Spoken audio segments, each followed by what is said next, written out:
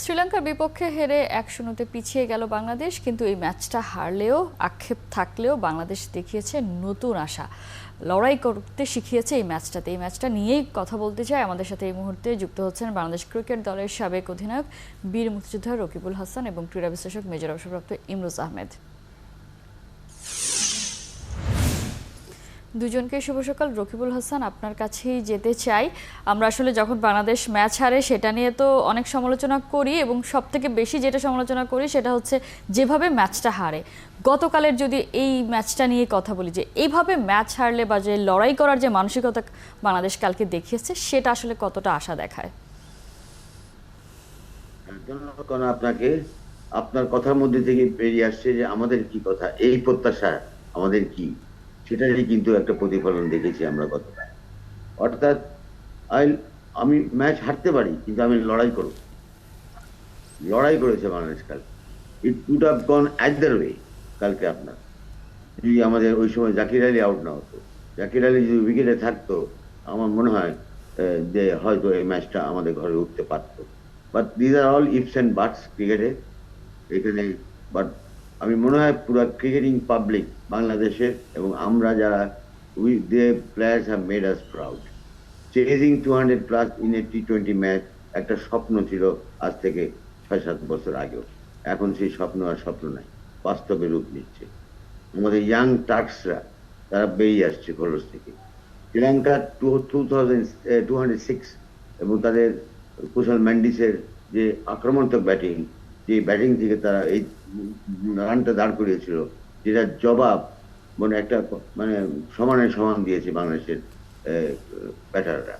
তো আমি মনে করি যে এইটা, এই যে performance, this will lead us to a very big confidence for the next incoming World Cup টি-20 in America and West Indies. ওখানে আস্থা জোগাবে প্লেয়ারদের। বাকি দুইটা ম্যাচ আছে, নট এভরিথিং ইজ লস্ট, সবকিছু হারিয়ে যায় নাই। এবং বাকি দুইটা জিতলেও বাংলাদেশ সিরিজ জিততে পারে। আর যদি নাও জিতে, কথার কথা, তারা যদি এরকম লড়াই করতে থাকে, তো একসময় বুলসাই তারা হিট করবেই। এবং আমি সেই প্রত্যাশাই করি সবসময়। সেই প্রত্যাশা আসলে আমাদের প্রত্যেকের। ইমরোজ আহমেদ, আপনার কাছ থেকে আসলে জানতে চাই, বাংলাদেশ ম্যাচটা কোথায় হেরে গেল? বোলারদের ব্যর্থতা দেখছেন, নাকি টপ অর্ডার ব্যাটারদের ব্যর্থতা দেখছেন, নাকি আসলে ফিনিশ করে আসতে পারো না? কোথায় আসলে সমস্যা দেখতে পেলেন? কোনা দেখুন, আসলে সমস্যা খুঁজলে অনেক সমস্যা পাওয়া যাবে। এবং ভালো সাইড দেখতে চাইলেও আপনি যেরকম রকিল ভাই বলছিলেন, ভালো সাইডও অনেক আছে। আমার কাছে সবচেয়ে ভালো লাগছে সেটা হচ্ছে যে বাংলাদেশ শিখতে পেরেছে যে টি-20 খেলাটা কিভাবে ধরতে হবে। এটা কিন্তু আমার সাথে আপনার অনেকবার আলোচনা হয়েছে, এবং মনস্তাত্ত্বিক ভাবে আমরা অনেক পিছিয়ে থাকতাম টি-20-তে। আমার এই খেলাটা কালকে দেখে মনে হলো আমরা we are finding our ways to make it happen, যে টি-20 যেভাবে খেলে। তো সেই জায়গা থেকে যদি আপনি আমাকে জিজ্ঞেস করেন, আমি বলবো যে আসলে টি-20 খেলাতে আপনি যখন 7জন ব্যাটসম্যান নিয়ে খেলছেন অথবা একজন অলরাউন্ডার সহ 8জন নিয়ে খেলছেন, তখন কিন্তু ব্যাটিং এর দিকে আমাদের ফোকাসটা বেশি চলে যায়। কেন উনি রান করলেন না, কেন ওনার কি বলবো এভারেজ, তার স্ট্রাইকিং রেট কেন ভালো হলো না। বাট একটা জিনিস আপনাদেরকে যদি আমি মনে করিয়ে দিই, সেটা হচ্ছে টি-20-তে আপনাকে 4জন স্পেশালাইজ যে বোলার আপনি নিবেন, এই 4 থেকে 5জন ন্যূন পক্ষে তারা খুবই ভালো বোলার হতে হবে। উদাহরণস্বরূপ আমি যদি আপনাকে বলি, ফরচুন বরিশাল যে আমাদের টি-20টা খেললো, inclusion of Saifuddin in the team এবং কেইল মায়ার্স এর যে ওপেনিং এ 6 ওভার ওনারা বল করতেন, বা ওপেনিং এ পাওয়ার প্লের সময় যখন বল করতেন, তারা যেইভাবে অপোনেন্টকে রেস্ট্রিক্ট করতেন, সেটা থেকে কিন্তু বোঝা যাচ্ছে যে ভালো বোলারের কি প্রয়োজন। আপনি যদি আমাকে এই টিমের কথা বলেন, Zaker Ali was very lucky, এবং I give credit to the new selection প্যানেলের লিপু ভাইকে, যে উনি he has given a chance to this Zaker Ali Anik. কারণ তাকে তো দলেই রাখা হয় নাই, আমাদের বোলার একজন ইনজোর্ড হওয়াতে সেই জায়গায় নিয়েছে। তার মানে দেখা যাচ্ছে বোলারদের আধিক্য ছিল এখানে, ব্যাটসম্যান যাকে প্রয়োজন তাকে আমরা নেই নাই। কিন্তু Jaker Ali has prove, given a chance to him, that what he can do. So আমার কাছে মনে হয়েছে একইভাবে যদি সাইফুদ্দিন যে এরকম পারফর্ম করেছেন বিপিএল এ ফিরে আসার পরে, সাইফুদ্দিনের inclusion could have solve a bit. একদম শেষের দিকে এসে যখন আপনি একজন ভালো অলরাউন্ডার খুঁজছেন, আমরা সবসময় অলরাউন্ডার দেখি, স্পিন অলরাউন্ডার আমরা পাই, কিন্তু পিচে যদি আমরা এই পেস বোলিং অলরাউন্ডার কিন্তু বাংলাদেশে খুব একটা নাই। তো সাইফুদ্দিনের inclusion could have solve some problem, but অবশ্যই সাইফুদ্দিনের কোনো সমস্যা থাকতে পারে, সিলেক্টররা তাকে অন্য বিবেচনায় হয়তো বা নেয়, হয়তো বা সামনে আবার ওনাকে ইনক্লুশনও করতে পারে। তা আমার কাছে মনে হয়েছে যে আমরা ব্যাটিং তো এই 7-8 জনের মধ্যে 2-3 জন যে কোনো সময় করে দিবে। আপনি দেখবেন শ্রীলঙ্কান যারা ব্যাটিং করেছেন তাদের কারো 165 স্ট্রাইকিং রেট, কারো 205, কারো 200 স্ট্রাইকিং রেট। এই জায়গাটায় কিন্তু আমরা ফেল করেছি টপ অর্ডারে, এবং যেই জায়গার অ্যাডভান্টেজটা নিতে পারি নাই বলে পিছনের দিকে যারা গেছেন তারা দোদুল্যমান অবস্থায় ছিল। তারা কি ইনিংস গড়বেন নাকি ইনিংসটাকে চড়িয়ে নিয়ে যাবেন? দুটোটা কাজই কিন্তু মাহমুদুল্লাহ এবং জাকিরকে করতে হয়েছে।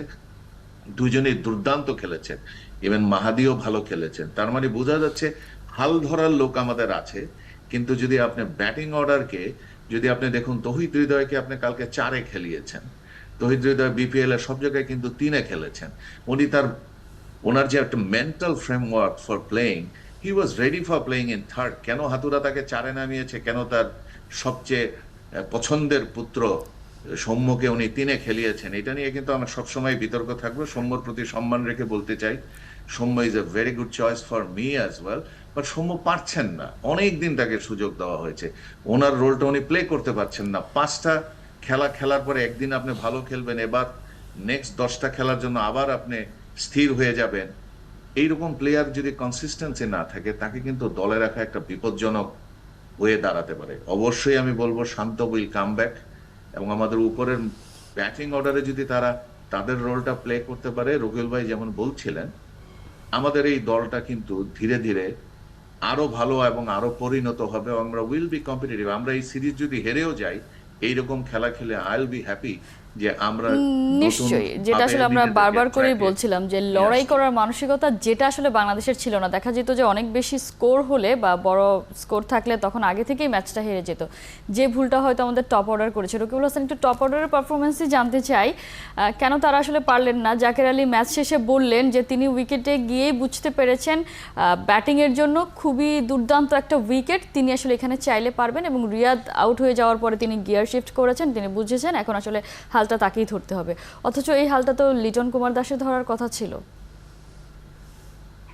ধন্যবাদ। আপনি you are absolutely spot on, because top অর্ডারে যদি আপনার first 6 over is very crucial. আপনি যদি পাওয়ার প্লের মধ্যে যদি উইকেট হারিয়ে ফেলেন, এবং দ্যাট টু আপনার একটা যদি আপনার মানে প্রথম সারির একজন ব্যাটসম্যান লিটন দাস, সেই ধাক্কাটা তা লাগবেই। আর যখন 200 রান কোনো টিম চেস করে টি20-তে, কাম হোয়াট মে, এটা পৃথিবী যে কোনো জায়গায় যে কোনো কন্ডিশনে এই খেলা হোক না কেন, 200+ রান 20 ওভার চেস করা ইজ ডিফিকাল্ট। তো আমি মনে করি আপনি ঠিকই বলেছেন Liton Das, but Liton look nervous. আমি জানি না সে কি প্রেশার নিয়ে নেয় কিনা। সে এমন একটা ক্যাচ মিস করেছে, আমার মনে হয় কারণ আপনাকে যদি ওইখানে ফিল্ডিং করাতাম আমরা, আপনি গ্লাভ ছাড়া ওই কাজটা ধরে নিন এখানে। তো এটা কেন হয়? Because are we not focus, is he not focus in the game? তার মাইন্ডসেট থেকে অন্য জায়গায় থাকে। তো এই জিনিসগুলো তো তার নিজেকেই মনস্তাত্ত্বিক ব্যাপার এটা। তো he has to come out of it. তো ওইটাই তাকে আবার ব্যাটিং এর সময় ইফেক্ট করেছে কিনা। বাট সেভিং said that, full due respect to Mathews, Angelo Mathews. আপনি দেখেন 120, 110 এই পেসে সে বল করছে, কিন্তু কেন করেছে? Wicket was absolutely a belter batting এর জন্য। কাজে সে জানে তার পেসে বড় 125-30-এ যাবে সে, সেটা তার খুব একটা কাজে লাগে না। স্লো মিডিয়াম পেসে সে চলে যাচ্ছে, এবং হি ওয়াজ বোলিং সুইংটাকে সে কাজে লাগিয়ে একটা লাইন পিক করেছে সে, যে করিডোরে সে বল করেছে ব্যাটসম্যান সেইখানে রং শট খেলেছে। বাট যেটা নাকি ইমরোজ হ্যাজ কাভার্ড এভরিথিং, সমস্ত কিছু উনি কাভার করে দিয়ে গেছে। আমার কাজটাও ইজি হয়ে গেছে। আর আপনি তো সঙ্গে আসেনি, এক্সপার্ট। আমি মনে করি সব জায়গায় বলি, কণা থাকলে আমাদের কোনো টেনশন থাকে না। তো আমি মনে করি যে সবচেয়ে বড় জিনিস যেটা প্রাপ্তি হয়েছে, যে জাকিরের ফিরে আসা এবং পাওয়ার ক্রিকেট খেলার প্রমাণ দেওয়া। মাহমুদুল্লাহ রিয়াদ আমাদের হাঁটুরে সিংয়ের গালে, ডান গালে, বা গালে বেশ কিছু চপাটাঘাত করা, যে তাকে প্রমাণ করে আঙুল দিয়ে দেখিয়ে দেওয়া, এবং তার যে ফিল্ডিংয়ে যে সে ফিল্ডিংটা করেছে লং ব্যারিয়ারে, সেটাও একটা দেখার মতো জিনিস ছিল।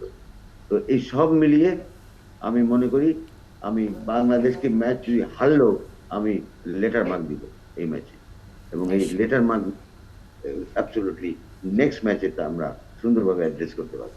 নিশ্চয়ই। ইমরোজ আহমেদ, আমরা একটু আলাদা করে মাহমুদুল্লাহ রিয়াদকে নিয়ে কথা বলতেই চাই। তিনি ডিজার্ভ করেন যে পারফরমেন্স আসলে তিনি করেছেন। 18 মাস টি-20-তে ছিলেন না, আসলে তিনি তো সেভাবে দলের বিবেচনাতে ছিলেনই না। নির্বাচকরা তো তাকে আসলে অনেক দিন আগেই বাতিলের খাতায় ফেলে দিয়েছিলেন। সেখান থেকে যখন তিনি কামব্যাক করলেন, প্রথম বলেই 6 মারলেন, এবং তার আগে যদি দেখি আমরা, যেটা রকিবুল হাসান বলছিলেন যে ফিল্ডিং, আমরা তার যে অ্যাপ্রোচ দেখেছি, বাউন্ডারি সাইডে তিনি ফিল্ডিং দিচ্ছিলেন, এই বয়সে এসেও তার যে কাঁধে পেইন আছে সেটাও আমরা জানি। সেখান থেকে তার যে এফোর্ট, অ্যাপ্রোচ, সব কিছু মিলিয়ে মানে আমরা 18টা মাস তাকে আসলে মিস করলাম। মানে আপনার সাথে একটু দ্বিমত করব। মাহমুদুল্লাহ তো আসেন নাই, না ওনাকে রাখা হয় নাই। উনি তো যোগ্য ছিলেন, এটা নিয়ে আমরা অনেকবার আলোচনা করেছি। আমরাই যদি দেখে বুঝি যে উনি যোগ্য, যারা কাছের থেকে দেখেন তারা তাকে কিভাবে অযোগ্য হিসাবে গণ্য করেন এবং তাকে এরকম সরিয়ে রাখেন, এটা আমাদেরকে তো আসলে ক্ষতি করা হয়েছে।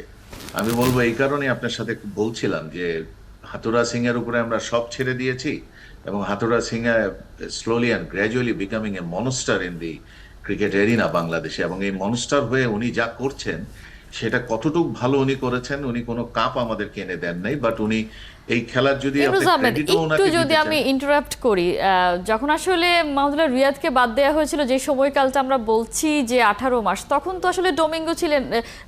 সেই সময়টাতে আমরা যদি দেখি, তাকে আসলে নির্বাচকরাই তো মেইনলি আসলে বাদ দিয়েছেন, যে নির্বাচকরা আসলে বাধ্য হয়ে এবারের বিশ্বকাপে রিয়াদকে নিতে হয়েছে। এবং যদি আমরা দেখি যে এই নির্বাচকরা এত আর্লি দলটাকে ঘোষণা করেছে, যে কারণে হয়তো আমরা সাইফুদ্দিনকেও এই সিরিজটাতে মিস করলাম। আমি আপনার সাথে দ্বিমত করছি না করা, আমি বলছি এই জিনিসগুলো যে হয়েছে, আমরা নির্বাচকরা যদি কারো এজেন্ডা বাস্তবায়ন করার জন্য এই সমস্ত কাজগুলো করে থাকি, আমরা দারুণভাবে, আমি বলবো এই দেশের বিরুদ্ধে আমরা কাজ করেছি। কারণ আপনি যে মাহমুদুল্লাহকে টিম ক্যাপ্টেন ছিলেন, ওনাকে আপনি ছেড়েই দিলেন দল থেকে, হি ডাজন্ট ফিট ইন।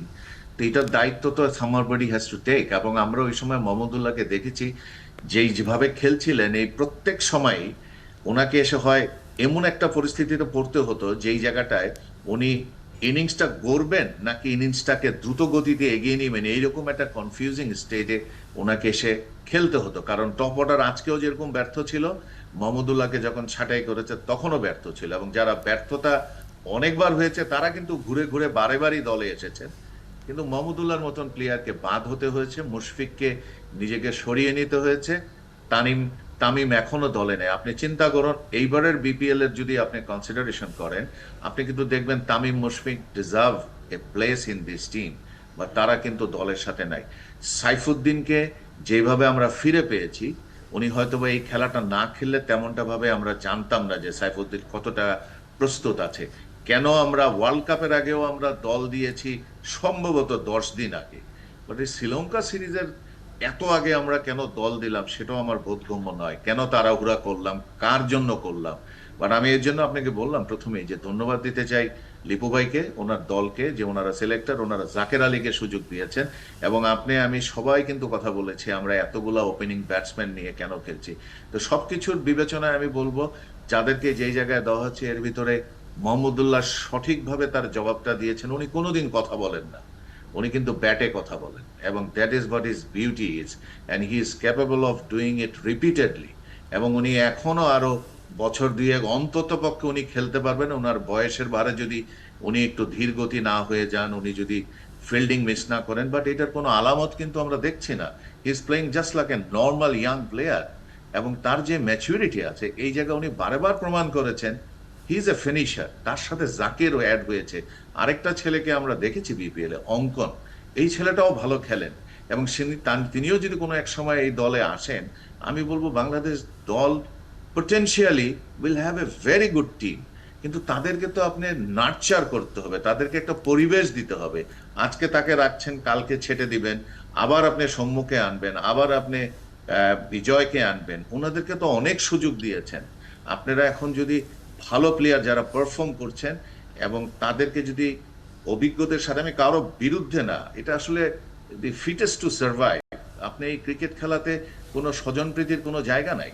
আপনি ভালো খেলবেন, আপনি দলে থাকবেন। আপনি ভালো না খেললে, যত ভালোই আপনি আগে খেলতেন, রিসেন্ট পারফরমেন্স আপনার খারাপ হলে আপনাকে হয়তোবা দ্বিতীয় বিবেচনায় রাখতে হবে।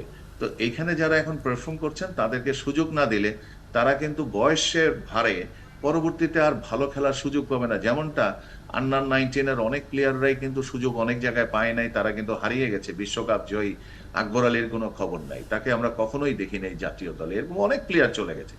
এজন্য নির্বাচকদেরকে খুব বিচক্ষণ অনেক হওয়া বেশি উচিত। বিচক্ষণ হওয়াটা জরুরি, এবং যেটা আসলে আমরা সাইফুদ্দিনের বেলায় দেখেছি। তাকে যদি আসলে বরিশাল পিক না করতো আমরা তো জানতেই পারতাম না যে সাইফুদ্দিন আসলে কাম ব্যাক করেছে। রকিবুল হাসান, খুব ছোট্ট করে আপনার কাছ থেকে জানতে চাইবো, বাংলাদেশকে কাম ব্যাক করতে হলে আসলে কোন জায়গাটায় নজর দিতে হবে? কামব্যাক করতে হলে টপ অর্ডার ব্যাটিং, পাওয়ার প্লেতে। সিলেটে যেটা উইকেটটা আপনিও দেখেছেন, আমরা দেখেছি, ইটস অ্যাবসলিউটলি ব্যাটিং উইকেট, অসাধারণ একটা টি-20-র জন্য উইকেট। তো এখানে 180 to 200+ রান চেস করলেও করতে হতে পারে, আবার আগে ব্যাটিং করলেও করতে হবে। কাজে ওই জায়গায় তাদের আমাদের ইটা করতে হবে, কি বলে যে নিশ্চয়ই। আসলে টি-20-তে টপ অর্ডার যদি ফেল করে, পাওয়ার প্লের সুযোগটা যদি কাজে লাগানো না যায়, সেটা আসলে আসলে কামব্যাক করা সেখান থেকে খুব টাফ হয়ে যায়। নিশ্চয়ই সেদিকে নজর দিবে বাংলাদেশ দল এবং কামব্যাক করবে সে প্রত্যাশা রাখতে চাই। রকিবুল হাসান এবং ইমরোজ আহমেদ, দুজনকে অসংখ্য ধন্যবাদ এতক্ষণ আমাদেরকে সময় দেওয়ার জন্য। দর্শক, আমরা বাংলাদেশ শ্রীলঙ্কা সিরিজ নিয়ে কথা বলছিলাম। আমাদের সাথে কথা বলছিলেন বাংলাদেশ ক্রিকেট দলের সাবেক অধিনায়ক বীর মুক্তিযোদ্ধা রকিবুল হাসান এবং ক্রীড়া বিশ্লেষক মেজর অবসরপ্রাপ্ত ইমরোজ আহমেদ।